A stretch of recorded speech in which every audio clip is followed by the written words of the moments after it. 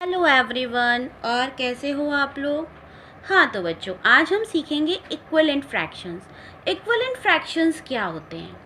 देखिए, if the numerator and the denominator of a fraction are multiplied और divided by the same number other than zero is called equivalent fraction.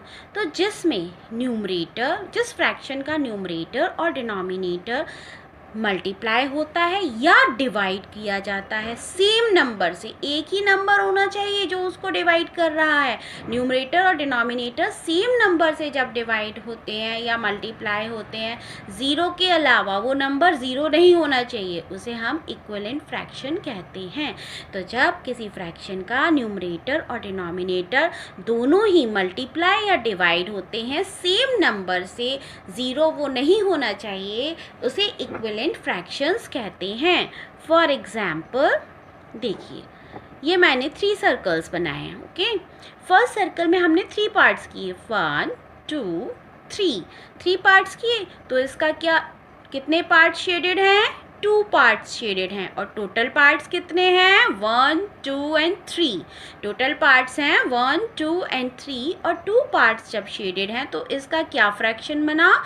2/3। क्या fraction बनता है इसका? 2/3। अब देखिए, इसके मैंने 6 पार्ट्स किए, 1 2 3 4 5 6।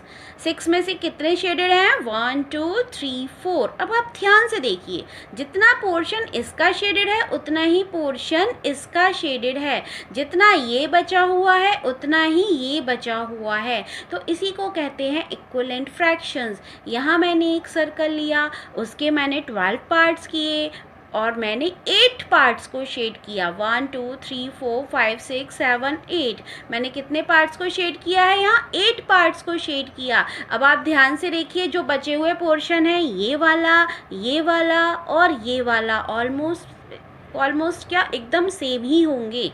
तो इसको समझने के लिए हम क्या करेंगे? फॉर एग्जाम्पल हमने लिया 2/3।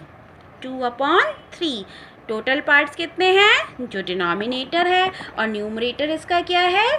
2, जितने शेडेड हैं। अब मैं उसको दोनों ही डिजिट्स को, इन दोनों न्यूमरेटर और डिनोमिनेटर को मैं सेम डिजिट से मल्टीप्लाई कर रही हूँ। ओके, 2 2 ज़ा 4 एंड 3 2 ज़ा 6। तो क्या आंसर हमारा आ रहा है? 4/6। क्या आंसर आ रहा है हमारे पास? 4/6। तो मैंने उसके 6 पार्ट्स किए।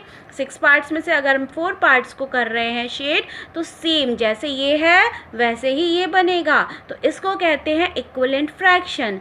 अब सपोज मैंने 2/3 को, सेम है 2/3, यही वाली डिजिट ली है हमने, उसको मैंने 4 से मल्टीप्लाई किया, 2 4 ज़ा 8, 3 4 ज़ा 12। तो ये सब क्या होंगे? ये इसके इक्विवेलेंट फ्रैक्शंस होंगे। इन्हें कहते हैं इक्विवेलेंट फ्रैक्शन।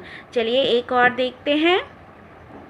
जैसे मैंने लिया 1/2 के मैं कहूँ आप मुझे 5 इक्विवेलेंट फ्रैक्शंस बताइए, तो हम क्या करेंगे? 1/2 तो है ही, उसको 2 से मल्टीप्लाई कर लेंगे, न्यूमरेटर को भी और डिनोमिनेटर को भी, दोनों को हमने सेम से मल्टीप्लाई करना है।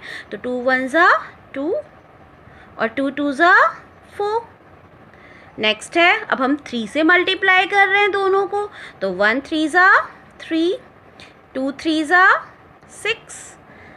अब हम 4 से मल्टीप्लाई कर रहे हैं दोनों को, 4 1 ज़ा 4, 4 2 ज़ा 8। अब हम 5 से मल्टीप्लाई कर रहे हैं दोनों को, 5 1 ज़ा 5, 5 2 ज़ा 10। तो ये सब क्या है? ये 1/2 के इक्विवेलेंट फ्रैक्शंस हैं।